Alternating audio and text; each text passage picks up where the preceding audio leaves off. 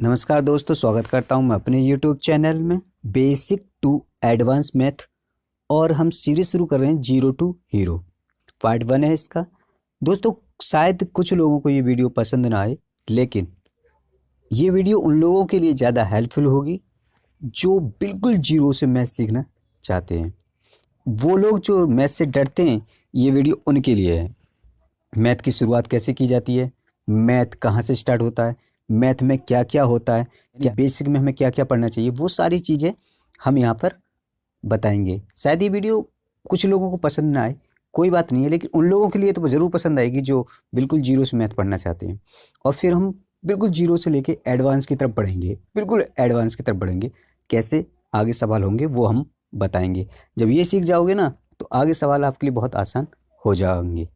बस यही सिखाने का मकसद है कि आगे सवाल आपको समझ में आ जाए कि कैसे एग्ज़ाम में अप्रोच लिया जाता है, कैसे सवाल किए जाते हैं, कैसे ऑप्शन देख के सवाल किए जाते हैं, कैसे ऑप्शन देखते ही आंसर बता सकते हो। ये चीज़ें तभी आएंगी जब आपको ये बेसिक आ जाएगा। क्लियर? अगर आपको किसी कंपटीशन एग्ज़ाम में पास होना है तो ये बेसिक आपको आना बहुत ज़रूरी है। तो चलिए मैं वीडियो शुरू करता हूँ। तो हम जब पहली क्लास में पढ़ने जाते हैं, तब हमें शुरू से क्या सिखाया जाता था? छोटा आ या बड़ा आ, यानी अब क्या सिखाया जाता है? ABC और 1 2 3। ठीक है, तो हम बिल्कुल गिनती से शुरू कर रहे हैं। और क्या है इनमें गिनती में? ये डिजिट है। डिजिट माने अंक। देखो, 0 1 2 3 4 5 6 7 8 9, क्या है ना, एक अपने आप में एक अंक है ना, अपने आप में एक अंक है। और यही इन्हीं अंकों से बहुत बड़ी से बड़ी संख्या बना सकते हैं और छोटी से छोटी संख्या बना सकते हैं। इतनी बात समझ में आ गई कि इन्हीं संख्या द्वारा हम बड़ी से बड़ी संख्या बना सकते हैं और सबसे छोटी से छोटी संख्या बना सकते हैं। देखो, जैसे मान लीजिए हम 3 अंकों की बड़ी संख्या बनानी है, तो इस 9 को हम 3 बार लिख देंगे, है ना।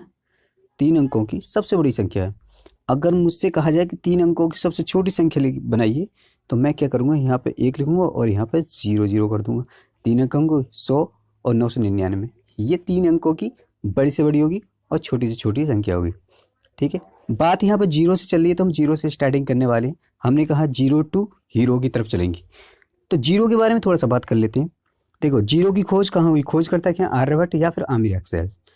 आर्यभट्ट कहाँ के? भारत के। और आमिर एक्सेल ये जो है अमेरिका के हैं। जीरो की खोज कहाँ हुई? भारत कहता है हमने की है, अमेरिका कहता है अमेरिका ने की है। अभी तक क्लियर नहीं हो पाया जीरो खोज आखिर हुई कहाँ है। ठीक, चलिए कुछ पॉइंटों पे ध्यान दे लेते हैं अब जीरो की पे, है ना। पहले पॉइंट क्या बोलता है? पहले पॉइंट कह रहा है कि किसी संख्या में जीरो जोड़ने से या जीरो को घटाने से संख्या में कोई परिवर्तन नहीं होता है। इसका मतलब मैं एक्स में अगर जीरो जोड़ देता हूँ तो एक्स वैल्यू ही आएगी, और एक्स में -0 करता हूँ तब भी हमें क्या मिलेगा? एक्स ही मिलेगी। जैसे एक्स कुछ भी हो सकता है, ठीक है, 10 11 12 15 20 18 1000 1 लाख कुछ भी हो सकता है। ठीक है, अब यहाँ से कह रहे हैं हमसे, हमने यहाँ क्या किया? एग्जाम्पल लिया। एग्जाम्पल में क्या किया? हम 10 में +0 की तो हमें 10 ही मिला। 10 में से हमने -0 की तब भी हमें 10 ही मिला। तो इसका मतलब ये है कि संख्या में जीरो जोड़ने से हमें कोई फ़र्क नहीं पड़ता। क्लियर बात? दूसरे पॉइंट पे बात कर लेते हैं। किसी संख्या में जीरो की गुणा करने पर संख्या जीरो हो जाएगी। अगर हम x गुणा जीरो करते हैं तो जीरो हो जाएगी, और जीरो गुणा x करते हैं तब भी जीरो हो जाएगी। जैसे हमने लिया कोई अंक 10 में हमने जीरो की गुणा करी तो हमें जीरो मिला, और जीरो में हमने 10 की गुणा करी तब भी हमें जीरो मिला।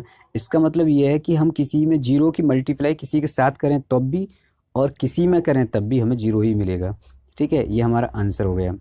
दोस्तों, हमारा तीसरा पॉइंट कह रहा है जीरो में किसी संख्या से भाग दिया जाए तो भी जीरो हो जाएगा। अब देखिए, इसका मतलब ये है कि 0/x बराबर 0।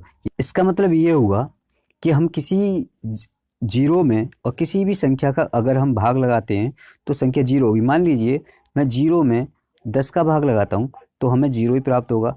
अगर मैं जीरो में 11 का भाग लगाता हूँ तब भी हमें जीरो ही प्राप्त होगा।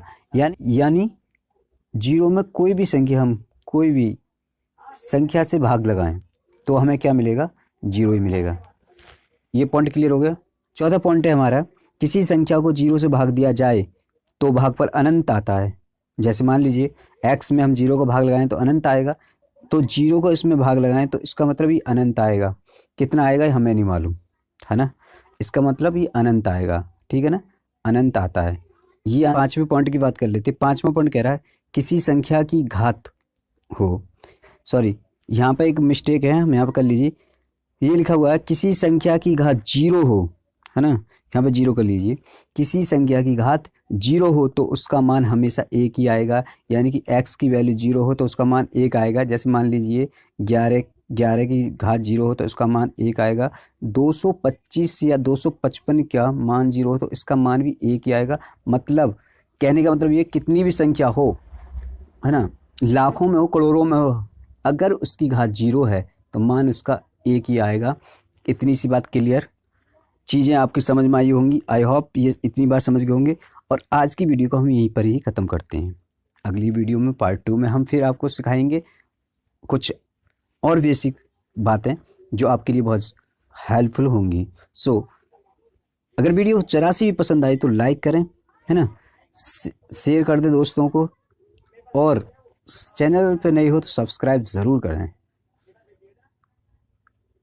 ठीक है, मिलते हैं अगली वीडियो में, तब तक के लिए जय हिंद।